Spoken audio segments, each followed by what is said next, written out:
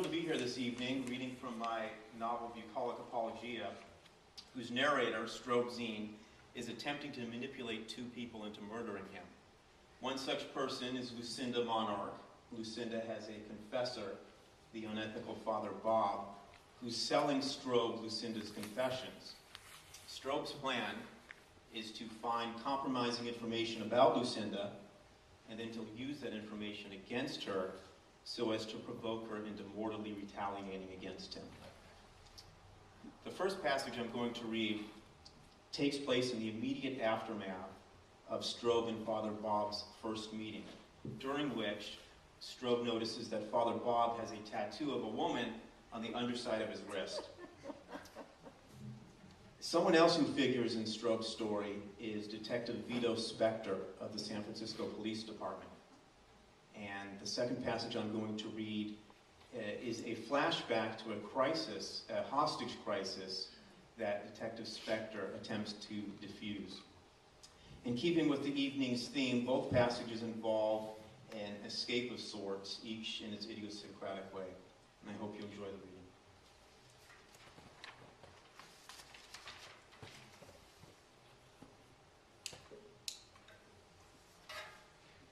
As I watched him hoof it down the sidewalk at an impressive clip for a guy his age, I remembered his tattoo, that caricature of bountiful curves, and started thinking about my own, the one traversing my wrist's soft underside like a topographical map's cragged mountain range.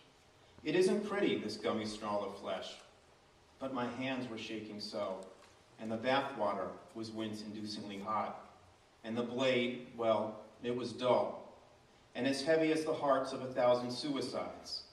Hanging somewhere in my hollow gut, my own winded ticker tipped the scales at a cool ton, threatening to snap its ropes and chains and fizzling wires each time I so much as blinked or breathed or looked down at the greasy tear slick swirling around my trunk like smoke. For a minute, it was touch and go in there, with me taking on a mouthful of water and dropping like a pair of cement shoes to the tub's sandy bottom. The marine life down there was all snout and snarl and loopy yee-haw as it rode the swift currents like mad charioteers. Jacketed in my clutch, the toothy shiv burned like a torch in my escape pod. And then, before I knew what was happening, my nose broke the water's briny surface, and I was riding the first wave to the tub's outer bank. Wiping the sea salt from my smarting eyes, I sighted dry land, and giving a shout, bounded over the porcelain hurdle, clipping it with my big toe, and watching the bathroom floor rush upwards in a crack of bone and cartilage as I landed on my blade and the lights went out like candles on a birthday cake. I didn't get any names, I later said to the shift nurse at San Francisco General, whose forced, not unkind seriousness told me that she wasn't too sure about the psych ward gig she had signed up for. But they were big, like refrigerators, and before they met me, they each had a full set of teeth. I don't think what I said was insensitive, but as I erupted in side-splitting laughter, and the air smoldered with the twang of my jaw's snapped cable, and something fell or tumbled or slid down my bib, my good nurse slow backed out of my room, screaming through her hand for the white-coated muscle boys and body police to clamp my mouth shut.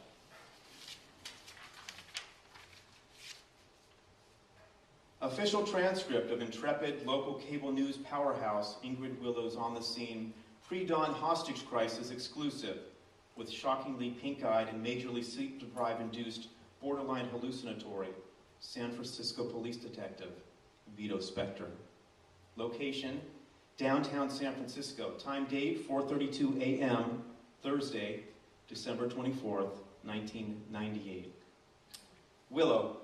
I'm live from San Francisco's financial district, standing in front of a towering parking structure whose mega sprawl of concretized, pastel, color-coded levels should at this hour be as empty as an egg pinhole sucked of its contents.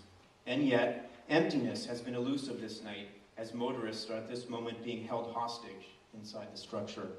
Spector. That's correct, Ingrid. Willow.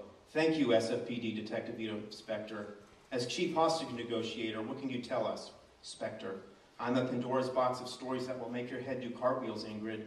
Are you sure you want to go there? Willow, if you could confine your narrative to what's going on inside this parking structure, I'll green light that. Spectre, well, Ingrid, there are about 100 motorists being held captive in there.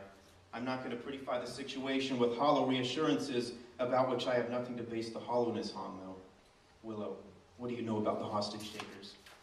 Spectre, luckily for me, in terms of paperwork, the hostages and the takers are the same. Willow, you mean? Spectre, I do, Ingrid. The hostages are holding themselves hostage. Willow, there really are no hostage takers then? Spectre, oh, they're there. I haven't been negotiating with myself, Ingrid. Willow, this line blurring between hostage and captor appears to be a novel development / phenomenon in the abduction annals. Spectre, annals, Ingrid? Can you say that on TV?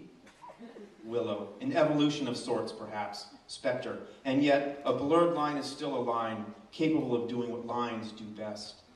Willow, unorthodox even. Spectre, and the absence of a line doesn't exclude the possibility of its being found.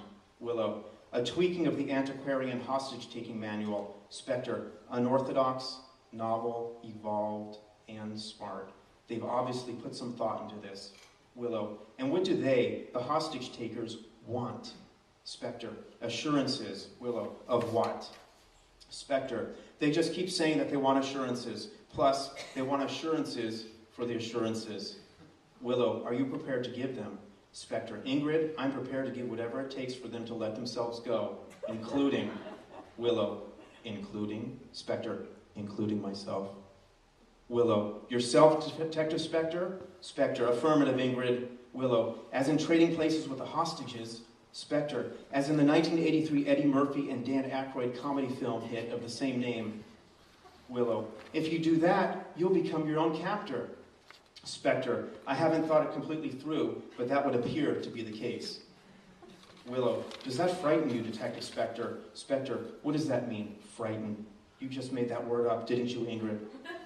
Willow, what's your interim plan? Spectre, fast food. Willow, fast food? Spectre, and a wind machine. Willow, you're exploiting a situational chink in the collective armor, aren't you, Detective Spectre? Spectre, you got it, Ingrid. They missed dinner in there. Willow, maybe they brought snacks. Spectre, if they did, they're low calorie. Our eavesdropping equipment has been picking up continuous stomach growling for the last hour. It sounds like a den of lions in there. Willow, walk me through it. Spectre, there's nothing to it really. We just called in a massive burger order at a local 24-hour chain restaurant and have a team bringing over the wind machine. Willow, where are you getting, Spectre? A wind machine? It's ours. We use it for training exercises and practical jokes. Willow, and after the burgers, a wind machine arrive? Spectre, we unwrap the burgers, allow a concentrated scent mass to form, and then turn the machine on. Willow, are you taking any precautionary measures? Spectre, we'll all be wearing air filtration masks. Willow, what's your estimated crack time? Spectre, they'll be filing out with their hands in the air and a sloppy lip hang of swinging Pavlovian drool before our delicious burgers even start to cool, Ingrid. Willow, and if that doesn't work? Spectre, we can always just wait them out. Willow, and let the situation self-diffuse? Spectre, there's already been an attempted defection. Willow, attempted?